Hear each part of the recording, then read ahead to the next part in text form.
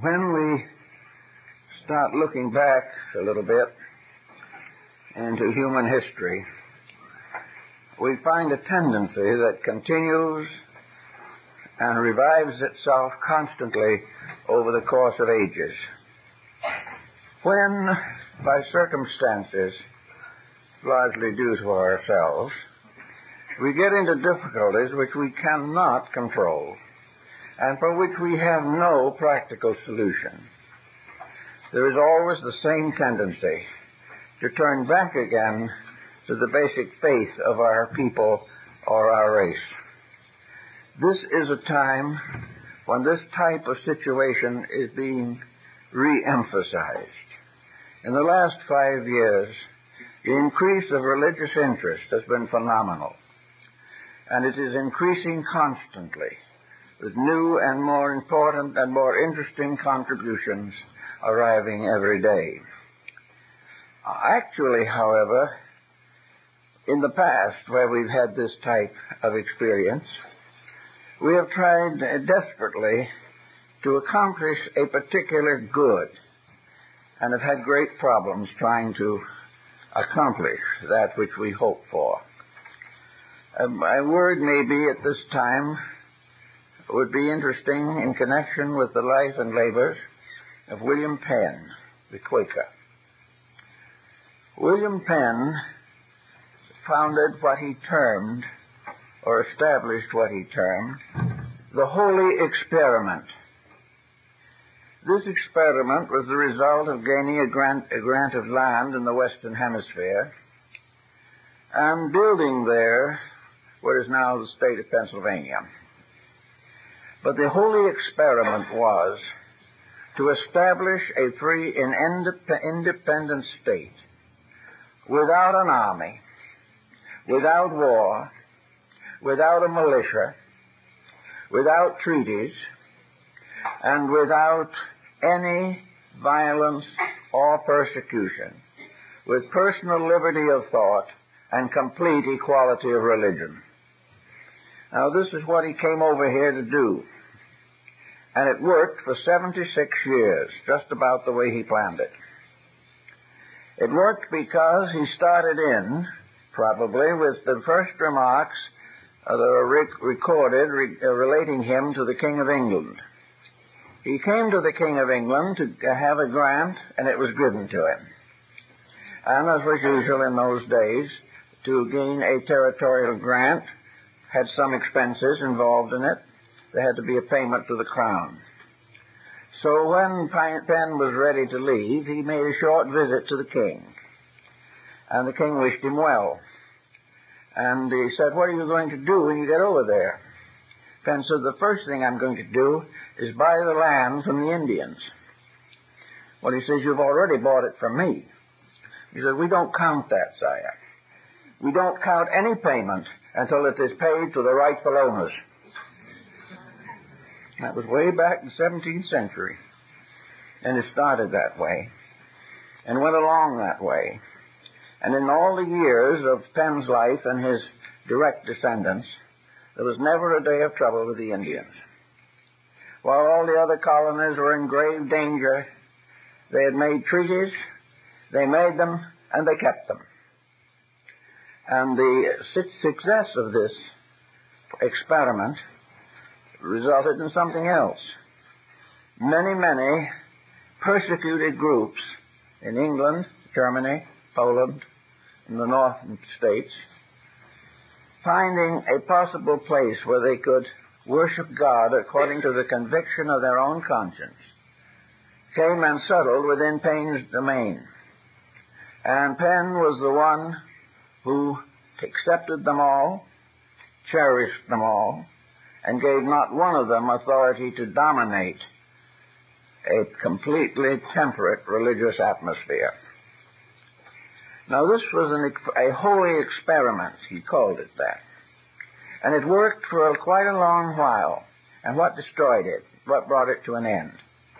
The increasing complexity of colonization, the constant squabbling in other areas, and the gradual intensification of economic policies the desire for territory, for sale and building of towns and cities, little by little the control slipped away from Pennsylvania. But for a long time it worked. And today, I think we are all standing on the verge of the need for another holy experiment.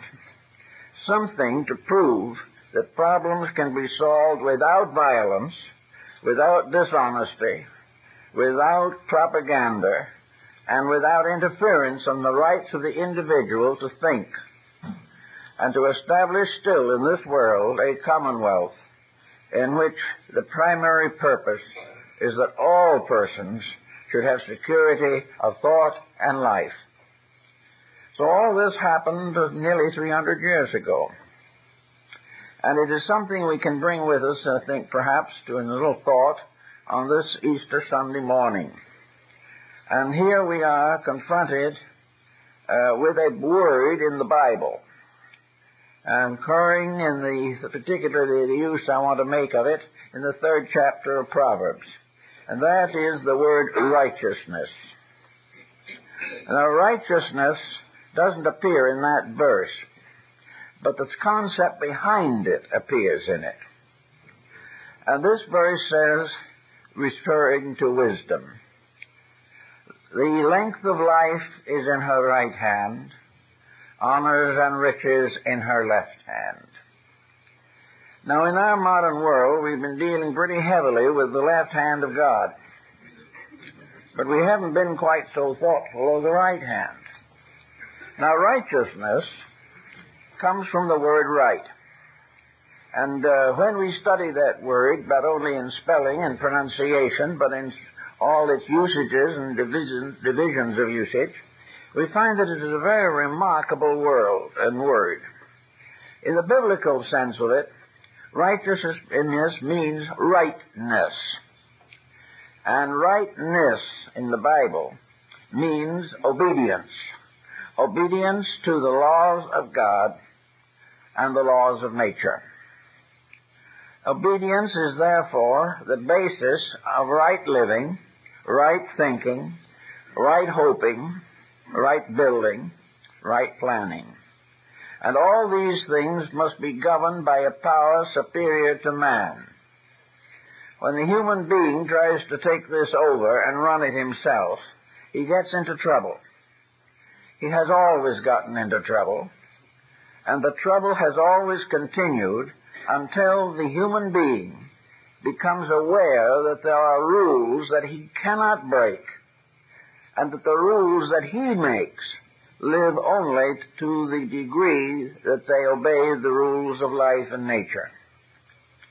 So gradually, by degrees, we get into a left-handed situation in which wealth and honor and power take control of conduct. And as a result of that, empires, nations, races, communities fall apart. And in their fall, bring down the individual with his small but significant problems. Now, what are the laws with which we must learn ultimately to work? They are the laws that are expressing themselves constantly in every aspect of existence as we see it. I've been much interested recently in a number of nature films that have been shown on television, in which we find definite indications of the rudimentary principles of universal law. Many of these rules are difficult for us to understand, but we know that creatures comparatively humble and with practically no intelligence as we know it are able to fulfill destinies which have been established by powers superior to themselves. Therefore, living or existing is very largely a problem of fulfilling destiny, to continue the thing as it should be, to do the work that is next, and to keep on striving for the ultimate good, which is universal security. This is the problem that we face, and it has been in many ways distorted and disabled by human activities. Now, today science is hard at work, is solving all kinds of wonderful mysteries of nature. We are out looking into the galaxy for this and into the inner parts of the earth for something else. We are experimenting, building, contriving, conspiring to enlarge the frame of human domination over life. But the principle is wrong. We are not here to dominate life. We are here to fulfill life. Because life itself is something we do not control, do not understand, and are not in any immediate danger of solving as a problem. We are here to fulfill the purpose of humanity. And this is clearly set forth in most of the biblical writings of both the Old and the New Testaments, that we are here to do what we ought to do, and not just what we want to do. If we break the rules, either from ignorance or from perversity of temperament, we are going to be in trouble. And we have been breaking these rules regularly for thousands of years. Things get worse. Problems increase and multiply.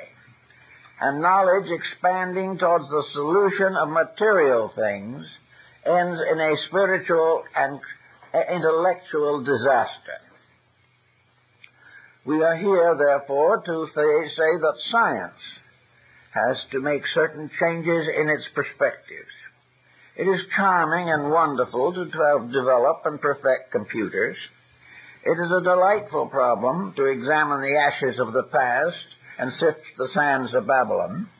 It is very happy to go out and explore the habits of bugs and birds. But if these explorations and these researches do not contribute to the solution of the human problem, we are wasting a lot of time which we do not have available to waste much longer.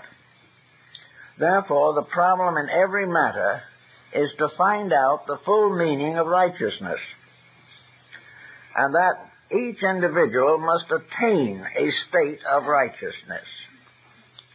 Now, one of the basic meanings of righteousness is to be right, to be what we should be. And what is rightness? According to religion, and for that matter, morality and ethics, and almost all of the great philosophical systems, to be right means that cheerfully, lovingly, and happily we keep the rules by which our kind can perpetuate itself. We have to keep the rules. If we keep these rules, they will keep us. If we break them, the broken rules will break us. Now, all knowledge, all learning, all study, all thought should involve some lesson, some participation in the large policy of the things we need to know, the discoveries we should be making, and the problems we should be solving. Also, in the biblical sense of the word, righteousness means according to the will of God.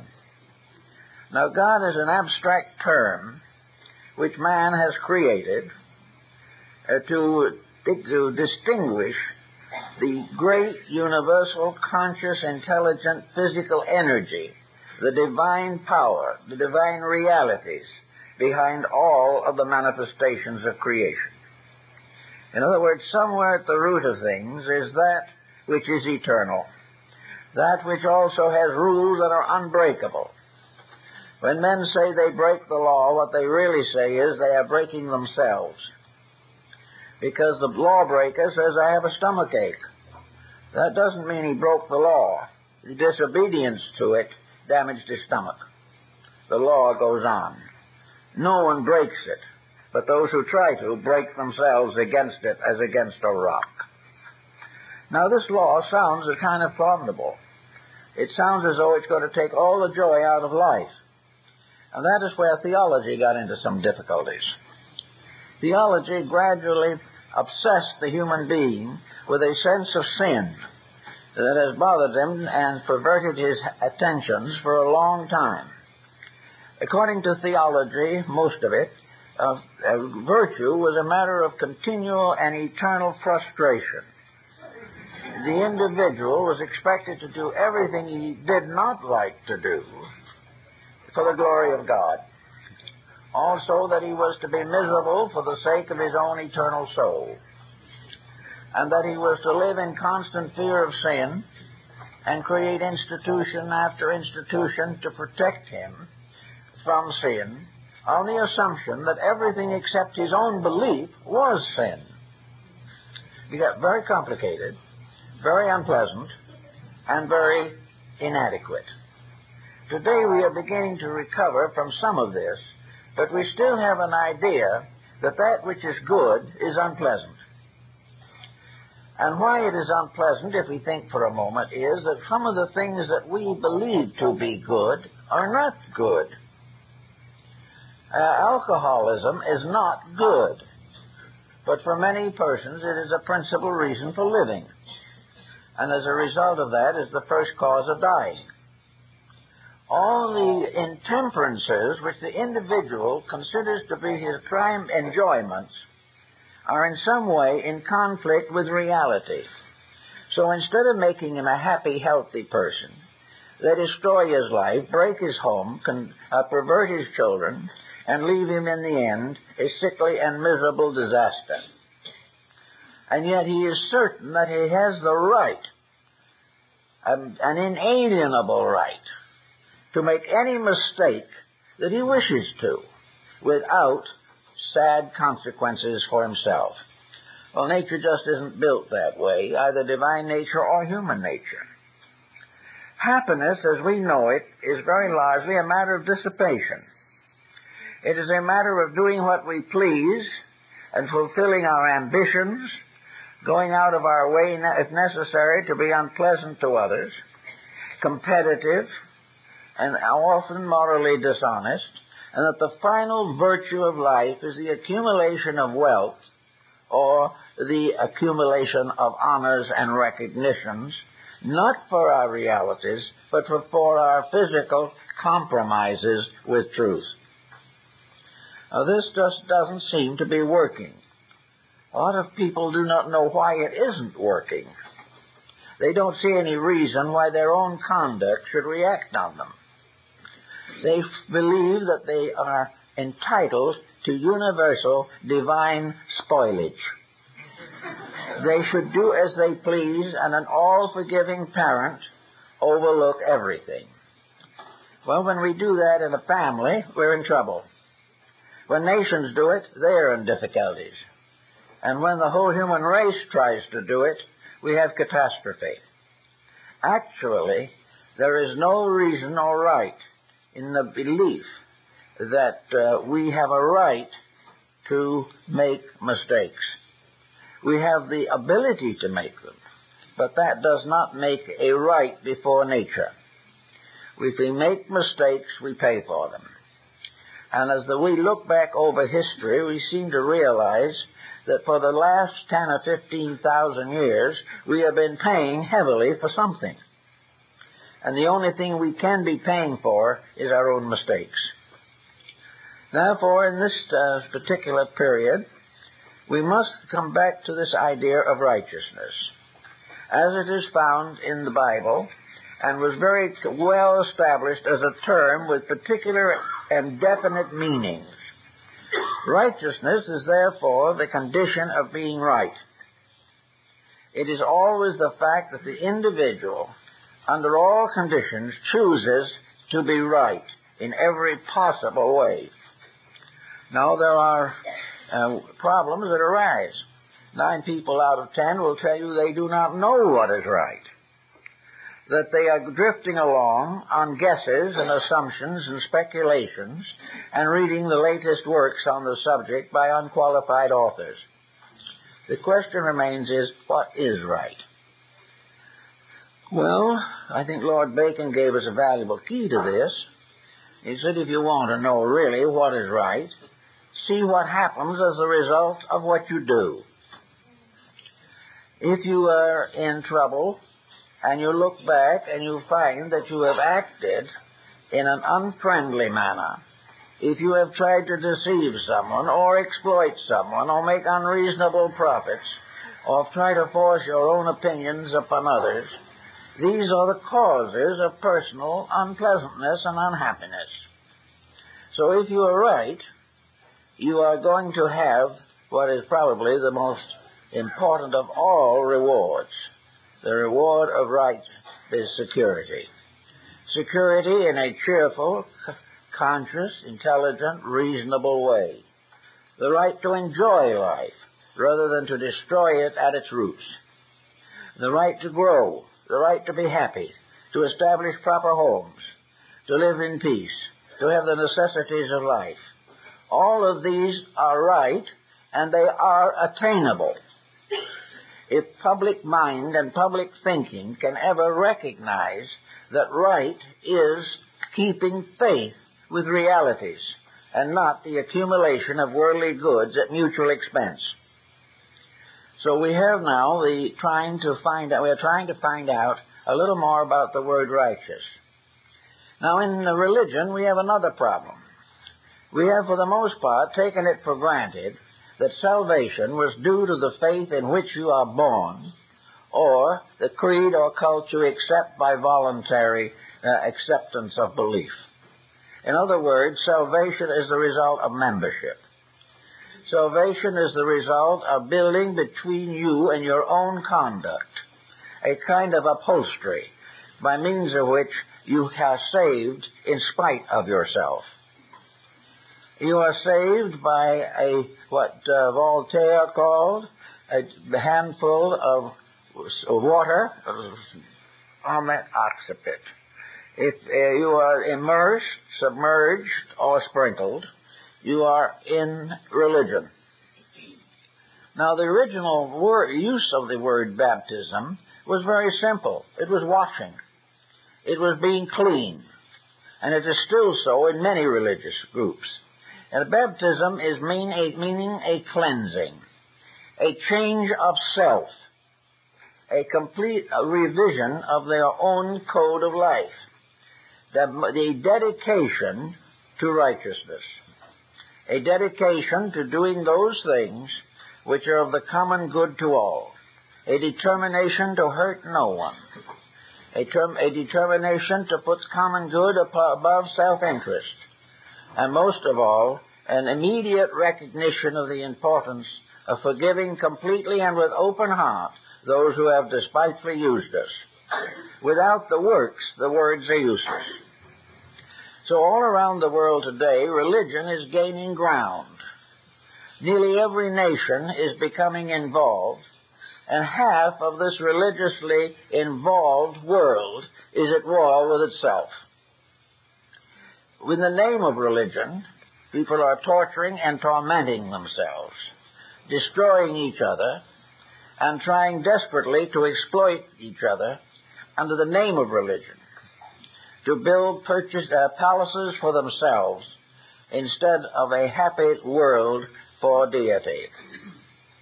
Thus we find that something is wrong in righteousness, and the righteousness seems to tell us the answer, that when we claim a religion, it will do us no good unless we live it.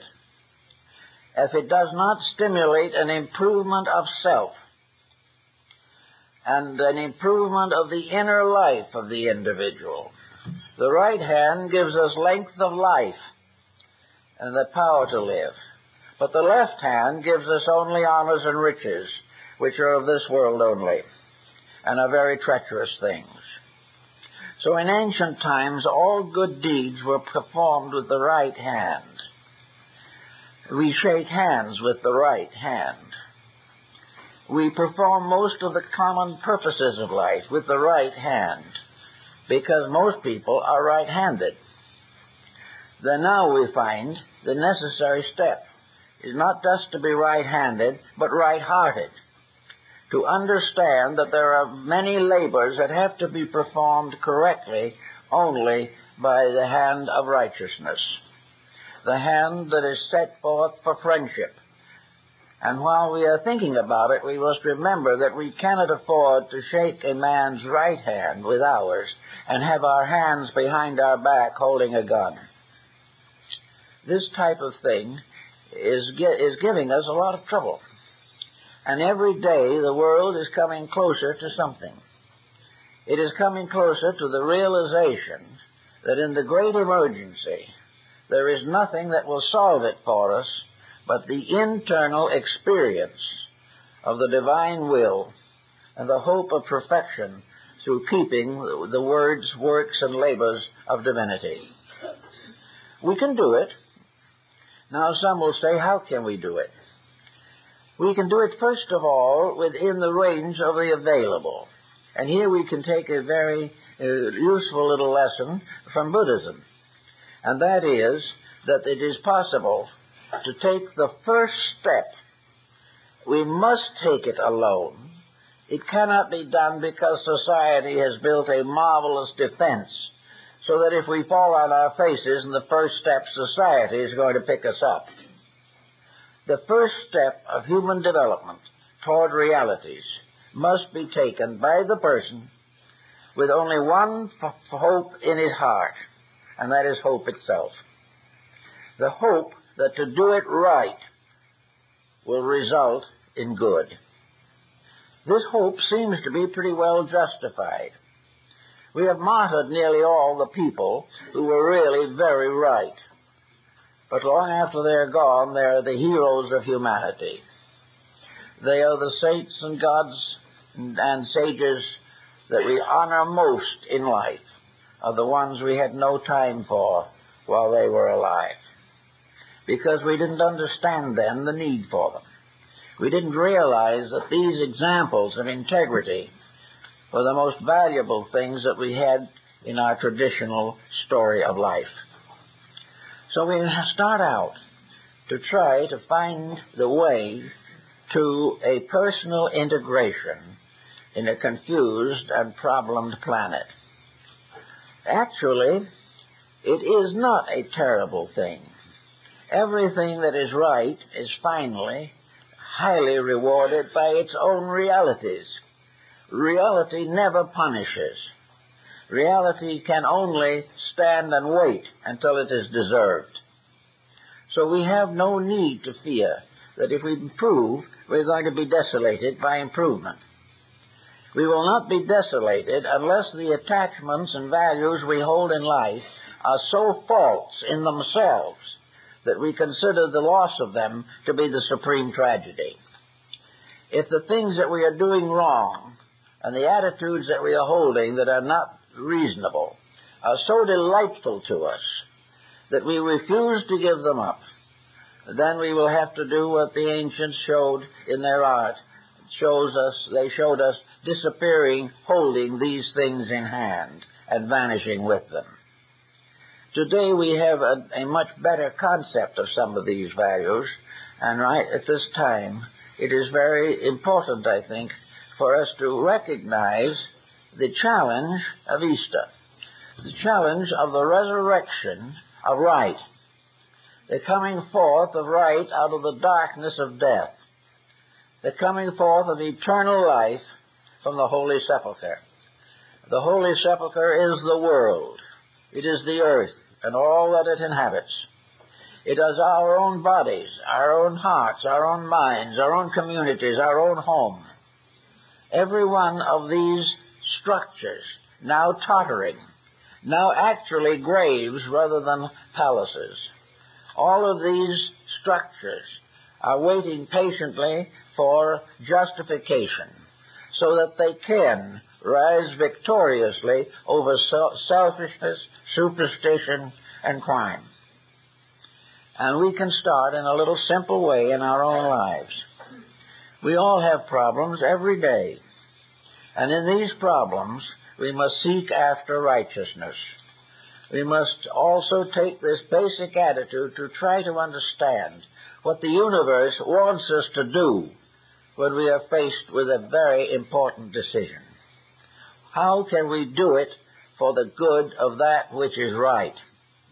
How can we make the problem of living part of a program for the releasing of the human soul from bondage to ignorance, superstition, and fear? We can start by reevaluating some of our own problems. looking around to see a society in which the world is moving toward a universal brotherhood, rather than building barrier after barrier to prevent mankind's natural growth and happiness. Those who do not have enough are unhappy. Those who have too much are unhappy. And those who have what they need only are very ambitious to improve the situation. So when our whole civilization, as we know it, has been built gradually around the idea of the infinite significance of luxury, of actual competitive structure, and scientists who should know better, economists who certainly do know better, and politicians whose knowledge is very dubious, all these people are involved in this. There are very few people that cannot face certain facts with a major amount of thoughtfulness. We know that if we go on at the present time, we're going to exhaust all the resources of nature, and we are hoping that by that time we will devise some new source of resources until finally we go on to inevitable oblivion. Actually, our materialistic science, our world, regardless of its fact that two-thirds of it is religion-oriented, the world basically is atheistic. Atheism in the sense that it ignores principles while claiming to believe them, that affirms the reality of God and pays no attention to the Ten Commandments. This type of thinking must be considered lack of righteousness. Now, I know we work a lot with people in their problems, and the lack of righteousness is a basis of sickness. If the individual eats the wrong food long enough, he's going to destroy his health. If he decides to go into narcotics, he's going to destroy his health quicker. If he is deciding to go on in the way he has been thinking from childhood to now, and depending entirely upon authority outside of himself for instruction, he will go right on getting into the same troubles that he's now in, and probably worse ones. Actually, the individual has to do a little thinking about all this. He has to do what every scientist ought to do, and that is have proof that his mistakes are helpful, and this he can't do. He can never prove that being wrong is right. And the fact that all people are wrong doesn't make one bit righter. If the individual, like science with its researching capacities, studies the problems of living as it studies molecules, it would soon show us that there is a moral universe which is just as real and just as susceptible to scientific rules as the physical one. We are just simply overlooking the disagreeable facts which might force us to improve conduct. We do not really want to be better. We talk about it, but down inside what we want is a larger home and a swimming pool. We hope we can get it honestly. We are very unhappy at the government taxing us with questionable responsibilities. We believe we should be free from all of these burdens. But what do we do to solve these burdens in our own thinking? A person who is in trouble, after a little while, begins to develop mental difficulties. Now, there are a great many people wandering around the earth in almost every level of society who are not actually insane, but they are intensely neurotic.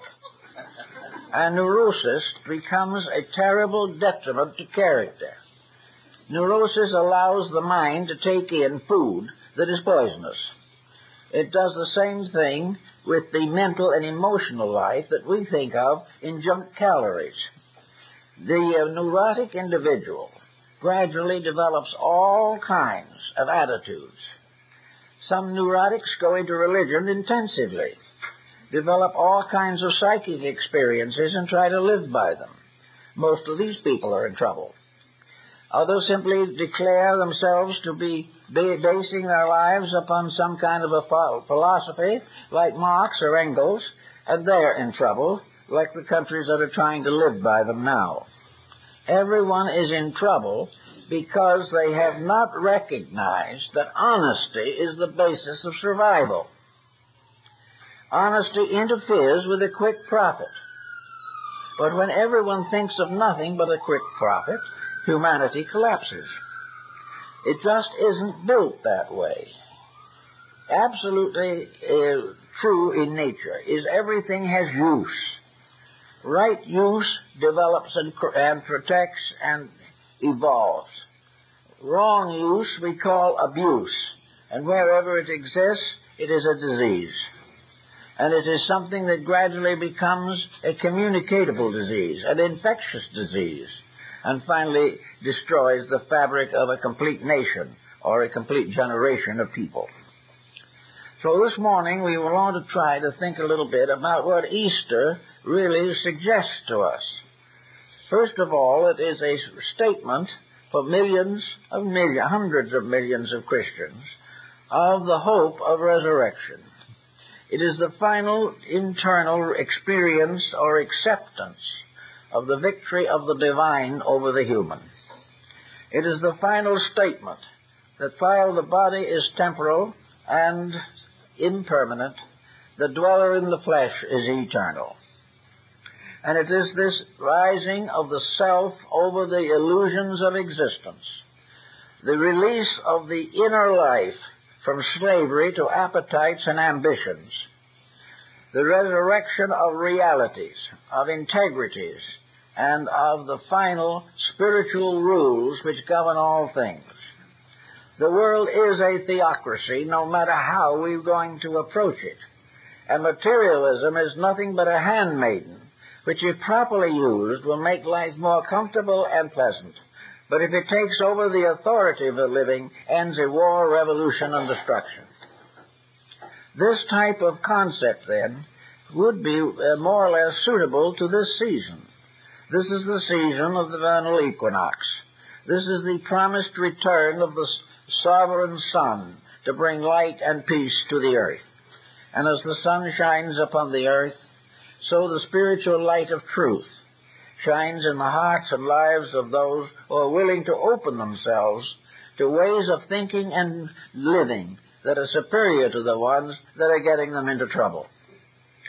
So we can start out more or less as individuals to see what we can do as persons to improve the general structure of our society. And the good seed is not lost. And the good seed also grows and bears many fruit. But each individual in his own life has to sow this mustard seed, which is to become a great tree. And it begins with a new attitude toward the way we live, an attitude in which, above all the domination and dictatorship of institutions, whether spiritual or political or industrial, that above all of these is an intimate personal experience of deity.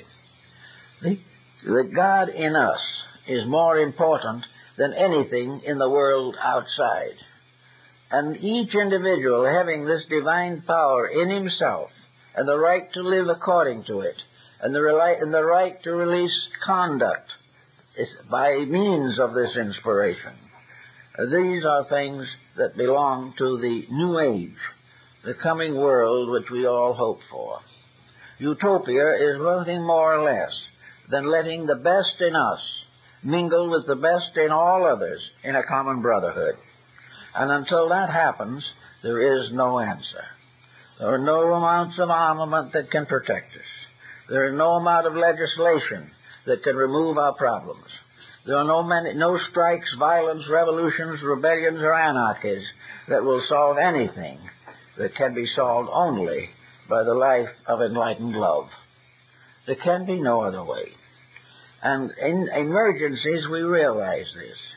But when the emergency passes, we drop back into the convenient ways of doing everything as easily and painlessly as possible. And as a result of that, the more painless it becomes, the more impossible and painful it will ultimately be. Now, on the word also of the idea that we have here of righteousness, supposing we try to define righteousness in terms of social significance, of social order, what are the problems that we face? Well, we can take a very simple example, perhaps, from the computerizing processes. If we turn the computer upon the problem of righteousness, if we develop the necessary machinery that will tell us the truth about what we have been lying to ourselves about for ages, something good might come out of it. We might learn what no one seems to be willing to know at the present time, that all the problems, mistakes, and delinquencies of the human being can be estimated. The consequences of them can be scientifically demonstrated, and we can live in a world in which the truth is available to all of us, in the sense that keep the rules, and we will survive. Now, the rules, as we say, are not always easy to work with. But we have another factor inside of ourselves that is helpful in this matter, and that is conscience. There is nearly always inside of us that still small voice, which because of our mistakes has become stiller and smaller in every generation. We do know in our hearts when we are not doing well. When we lose our temper, when we begin to blame other people, we can talk ourselves into anything we want to. But somewhere down in the depths of our own lives, and through the experiences of living, which we have already passed through, there comes a realization that we are taking a bad chance, that we are very likely going to suffer as a result of a misdeed, that we're going to pay for cruelty, unkindness, and the failure to cooperate in proper and reasonable manners. This is going to get us into trouble. We know this. Somehow we sense it. Therefore, we also feel bad. We feel badly. We feel discouraged when things go wrong. When we lose a friend, we regret it. And even if we know that we are the cause of the loss, we are satisfying ourselves that because the friend has embarrassed us or disappointed us in some manner, but inside we know there was a mistake in it somewhere. That we do not lose friends unless there's something wrong with ourselves. And these broken homes, there's something wrong in those people. It's something that one or both have not been able to control.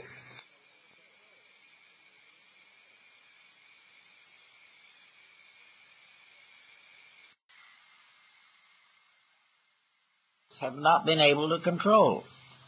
And yet they know in their own hearts that they shouldn't be in that trouble. But the trouble is easier than the solution. And the trouble is solved by evasion, avoidance, or escape. Where a problem becomes difficult, we try to walk out of it. When in reality, we should work out of it. Every problem is a challenge to reestablish righteousness in our own hearts and minds. It is something that we should face with diligence and should place the common good of solution above all other considerations. But we do not have the moral courage under temptation to make these decisions. Now, what is temptation? Of course, in the old days, temptation was a gentleman with horns and a forked tail who was supposed to be hiding behind every doorpost in the world.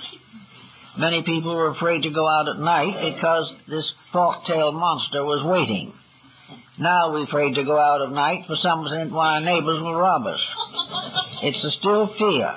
And fear and mistakes and inability to cure our own difficulties, all these things continue to depress us, frighten us, and worry us.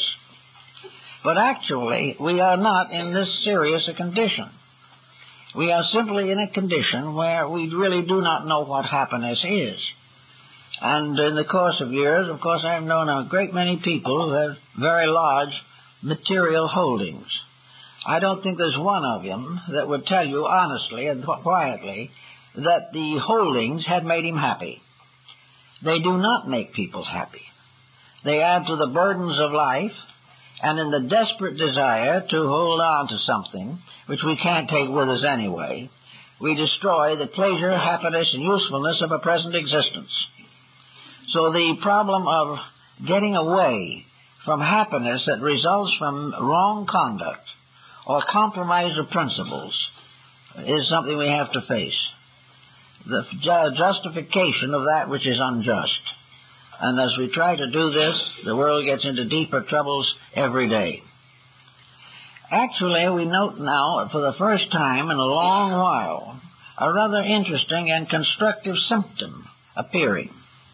We are beginning to recognize the rights of people to think their own thoughts, particularly in matters of philosophy, morality, ethics, and religion. The tendency today in religion is to recognize, as we must do, that religion, wherever we find it, is a priceless asset. Religion is something upon which we must all try to build international relationships, because on no other level can we really reach people. Today, we go into a nation and try to industrialize it, and something happens as happened in India recently, a great disaster. Actually, there are disasters always of one kind or another, strikes, or unemployment, or disease, wherever we attempt to create relationships by material considerations alone, where we try to build treaties upon industrial advantages, or where we try to create international goodwill by paying somebody else's bills. All of these things end in trouble. But as long as the individual alone realizes this, it's very difficult to work with. But now more people are realizing this every day. And the religious atmosphere is much clearer than it was not too many years ago. A kind of interesting little note came along. I take a little newspaper that is sent out by the government of Taipei. And then in this particular issue, we find the so-called Free China also in a little trouble. And what would you suppose that trouble is? The government of Taiwan has decided to build a 40-foot bronze statue of Confucius. This is because to these people, Confucius is a very important figure of integrities. And his integrities, as represented in the dialects and so forth, are among the highest, I guess, of any religion or philosophical system. So Free China wants to honor him. And they want to build a 40-foot statue on a promontory in a public area which has been reserved, and which is more or less like a large park. Now, what happens? The bulletin is hardly out before the objections are organized.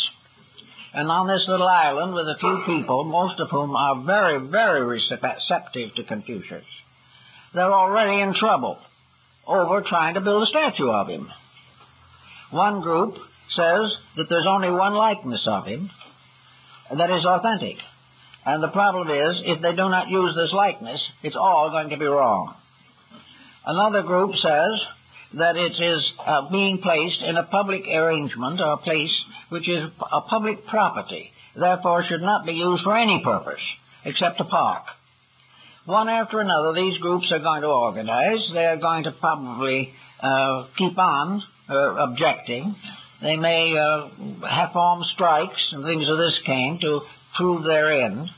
But the problem of the wisdom of Confucius has suddenly gotten lost. No one has really said that the ideals of Confucianism are the things that are important. The problem of the 40-foot bronze statue is liable to tear a nation apart in an effort to honor a person who gave them the principles of brotherhood, cooperation, and mutual insight and virtue. So the virtues of Confucianism are not strong enough to prevent a strike over his statue. Now, we do this all the time. All over the world, we build churches But people go to them, support them, and build them. But somehow, probably 3.5 to 4 billion religion-oriented persons have no influence whatever in trying to prevent a nuclear war. Most of the persons who are working in armament are nominally religious people in private life. They believe in integrities, and they would like to serve them. But for some reason, there's always a reason why they can't. And the reason is now largely economic. It is also political, and of course continues in the conflicts between religious beliefs, all of which comes back to Easter, in which we are presented with the symbol of the resurrection of truth, the resurrection of love and beauty, as the Savior of all that lives. That integrities are important. Righteousness comes first.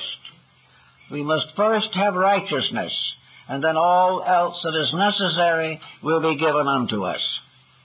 But the righteousness is where the rub is, where the difficulties are accumulating. The whole trend of our modern world is not in the direction of righteousness. It is in the direction of the satisfaction of personal appetites on every level. But there's one other factor that we are beginning to recognize, and that is we're getting to be a little afraid. Fear is coming in. Fear is showing us every day that all immoderation is dangerous. Fear is showing us that if we keep on going the way we are now, we're going to be in more and more serious difficulty. And in that way, laws, universal laws, affirm themselves and assert themselves.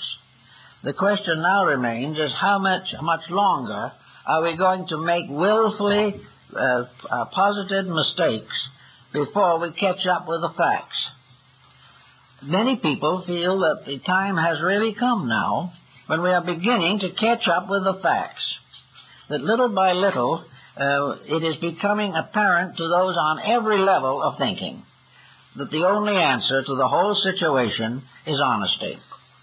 And that has been a terrible, terrible discovery. It has just ruined lives, which were built entirely upon selfishness. So in some way or other, righteousness is the cure for selfishness. It is the cure for those unreasonable ambitions which cause the individual to attain his success by destroying the rights of other people. This is the fact. Watch the situation as it unfolds.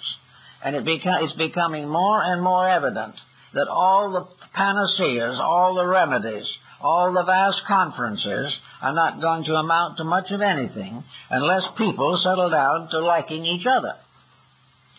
The more you know people, the better you like most of them. But while you are a stranger to 2/3 or 3/4 of the world, you have a difficulty there. We had that difficulty for a long time religiously.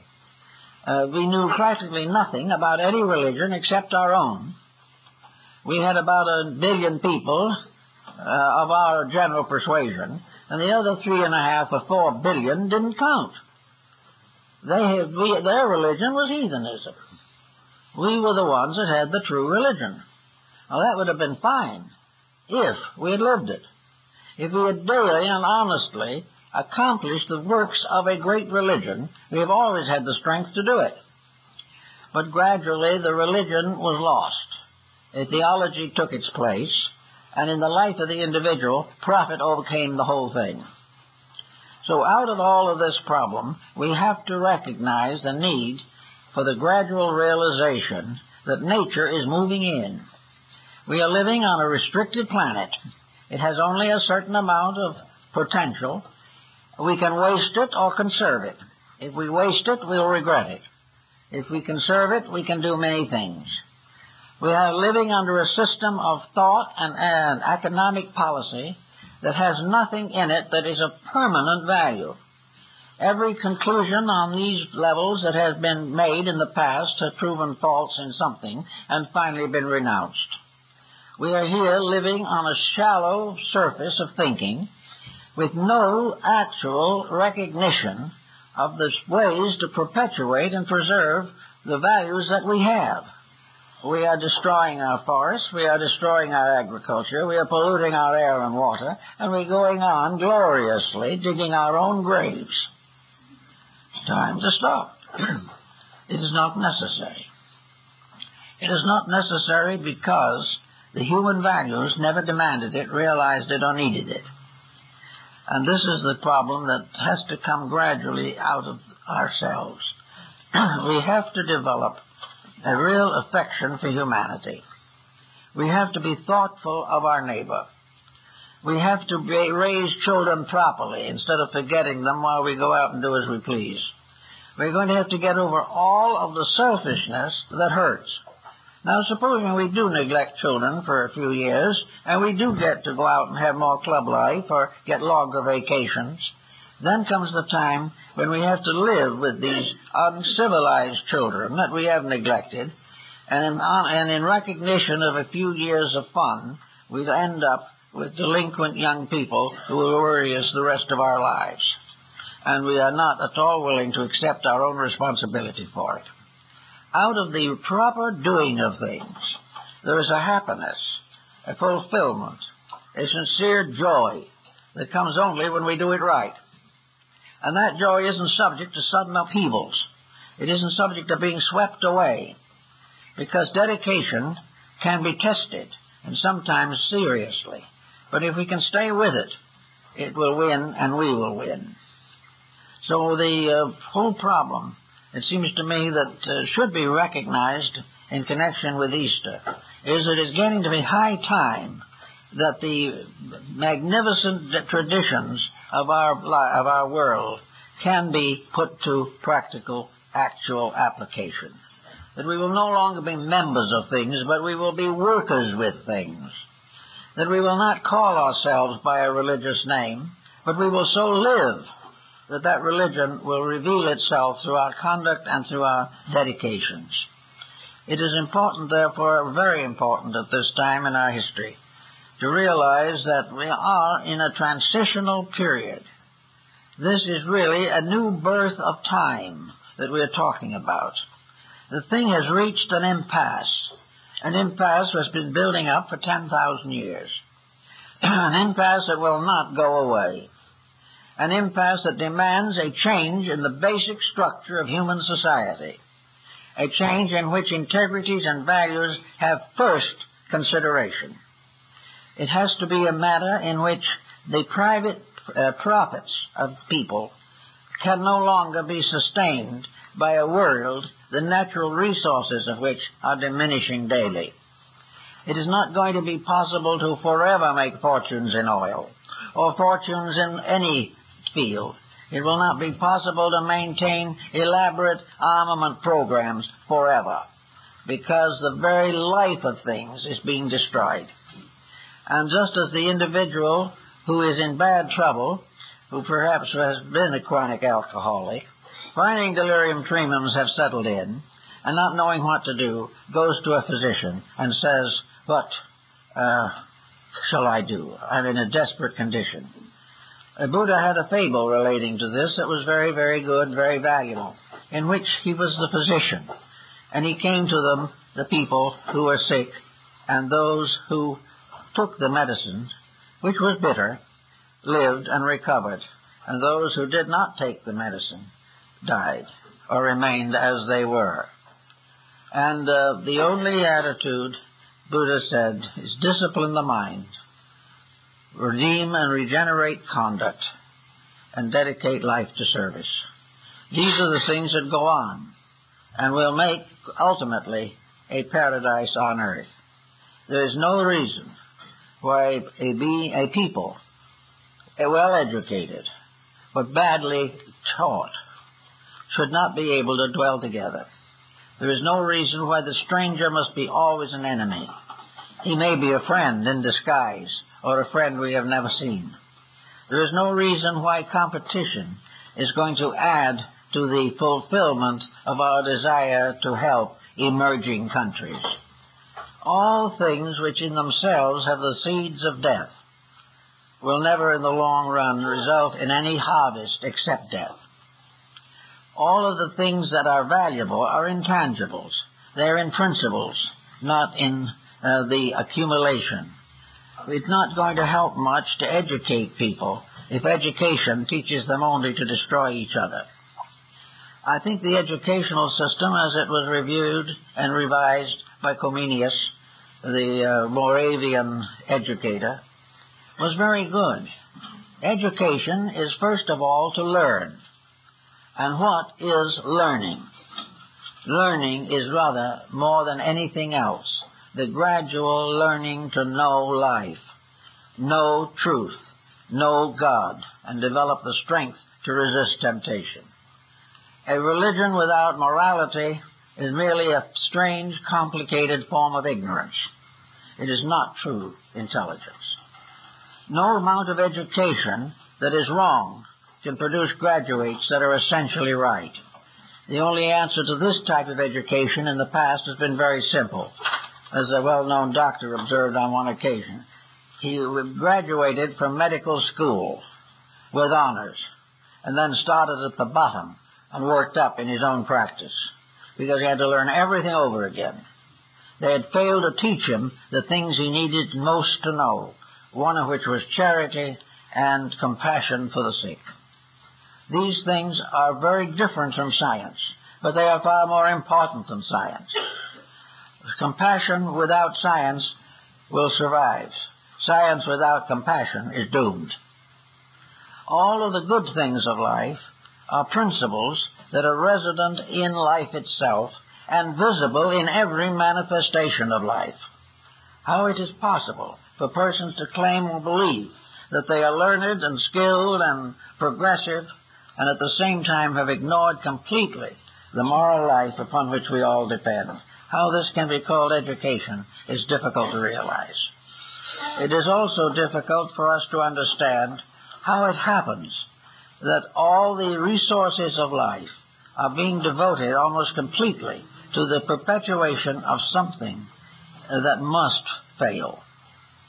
And as Woodrow Wilson pointed out on one occasion, speaking of it as it is now, he said it is better to fail in something that must ultimately succeed than to succeed in something that must ultimately fail. And we're in this position. We are trying to succeed in something that must ultimately fail. And the only thing that we have to protect us is a spark of life inside, and the mass of these sparks making a world around us and within us. The spark of reality that is eternal within our own inner core and within the great universal system to which we belong, and the annual resurrection of which is represented by the symbolism of Easter. Easter is a statement that beyond all human control is a rule, and that you shall love one another. And we've laughed at it, we've ignored it, we've considered it to be impractical and unreasonable. But it is still true that the law of love is the most important thing in the world. And this love is not a physical emotion. The physical aspects of it belong with the left hand, honors and riches. But the right hand is length of life and depth of insight. And love is really the compassion that is natural to us, to recognize that we are one being, one creature, manifesting through an infinitude of individuals, but always one. And that one cannot have sickness anywhere in it without the whole body becoming sick.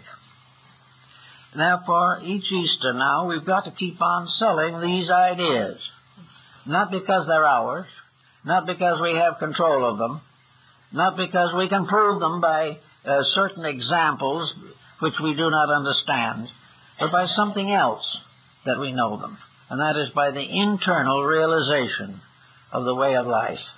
In other words, it is the righteousness in us that is able to protect the righteousness in the world. It is the presence of God in ourselves that proves beyond all question the reality of divinity. It is the very fact that out of the little bits of matter that we call bodies, there come these magnificent organisms, organisms as vast as great animals, as tiny as little cells, all alive, and all alive because of one life, and all naturally bestowed life, bringing with it the proof that all this bestowing is because the infinite life so loves its creation that it sends its Redeemer to us. All of the love in ourselves bears witness to a love of something greater than ourselves. And it is not the failure of our sciences or our arts, but the fact that we have stripped them of the natural affections that are necessary. We fear that these affections will interfere with profit, that they will result in unemployment. They will not result in unemployment. Selfishness is the cause of unemployment. And we must work to overcome these things. We must educate for good and not for profit. We must try to bring nations out of their own infancy, not into our way of life, but into a way of life greater than ours. We hope that each generation that comes from ourselves will be a little better. It is also true that we hope that every nation that emerges out of the mystery of disorganization is going to be a little better. That each country will learn something from our mistakes. Will learn to keep faith. Will learn to overcome the selfishness and pride and ambition and militarism that has distinguished and dismantled society from the beginning. We hope all these are going to be better people than we are.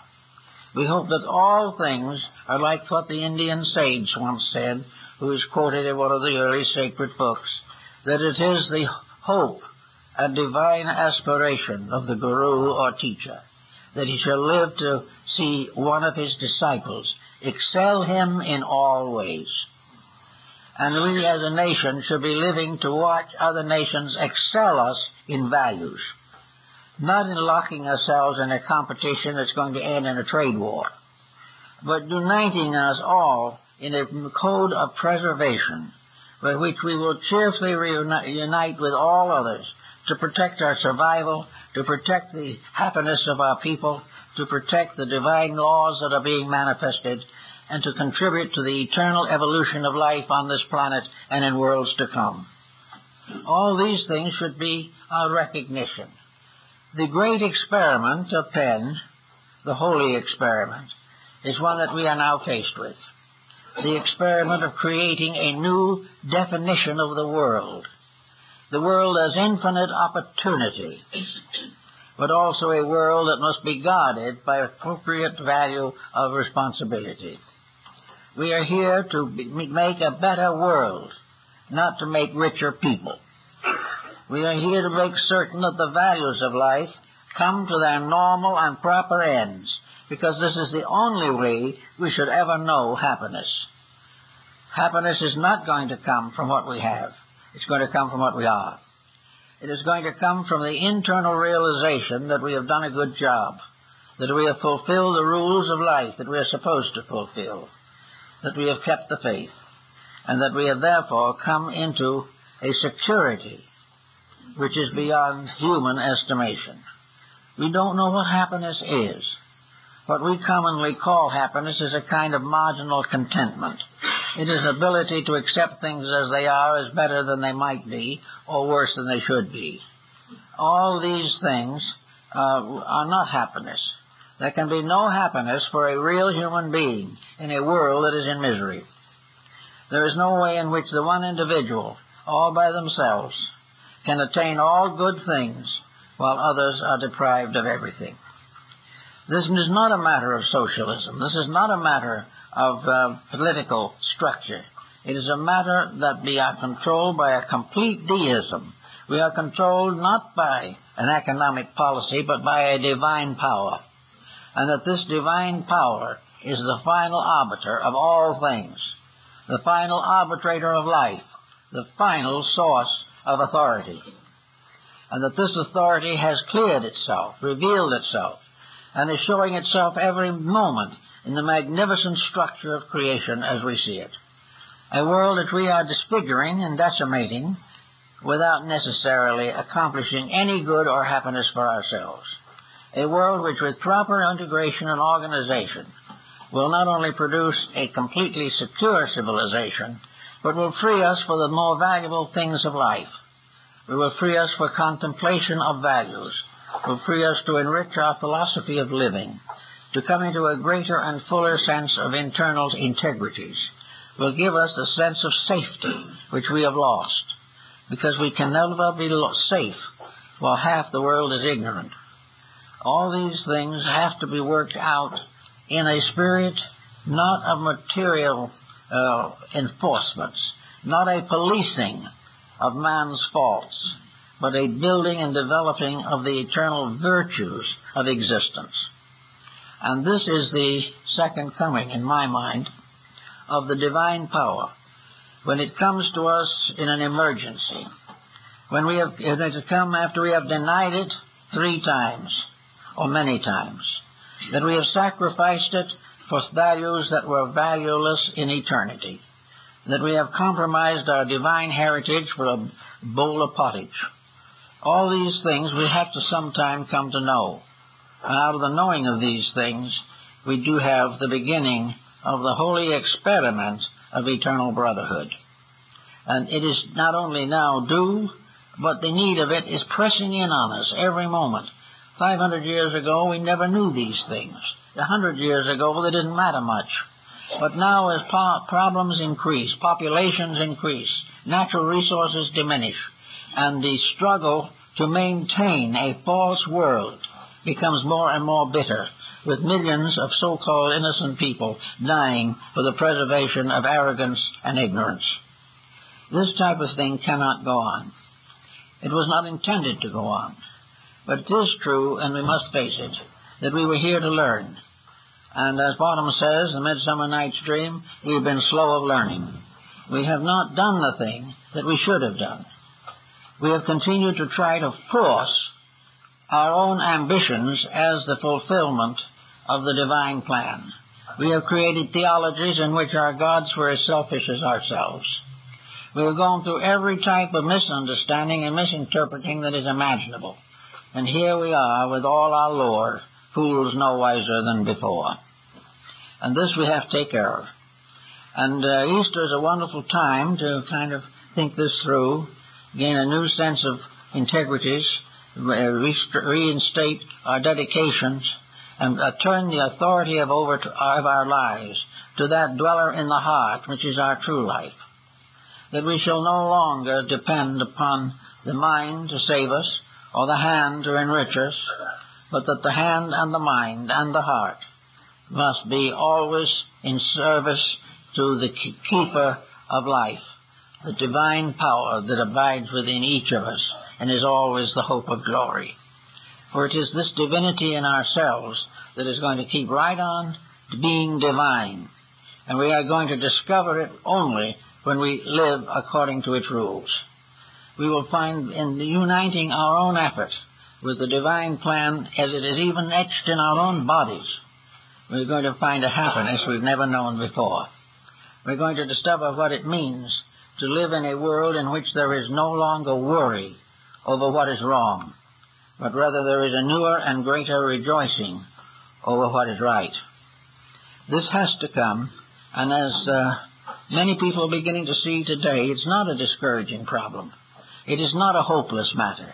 It is not something that can go on and ever, generation after generation, and we pass it on as a worthless heritage to our issues. It is not this at all. It is something that is coming to gradually to the realization that life is more important than death, that right is better than wrong, the truth is better than error, and that all the good things, the happiness we want, the real enlightenment, the real righteousness with which we are concerned is available to us and is going to come, and that one by one we are going to gain it because we are going to find that all else fails. And nothing stands, nothing survives, and nothing endures but that which is according to the divine purpose and the divine plan. And as long as that purpose is present, we are safe, and that purpose is visible to us every day we live. This purpose is visible in every certainty of science. in every dream of philosophy, every prayer of religion. It's here and always has been, but we've never been true to it. But one thing we can know, that regardless of how we live or how we think, truth is going to be true to us. And we're going to find ways gradually of fulfilling the magnificent destiny for which we were intended, and which is inevitable to us in spite of all the mistakes we choose to make. It's coming, and one of these days, Easter, will be representing a restoration of the divine plan in the world of human beings. Thank you.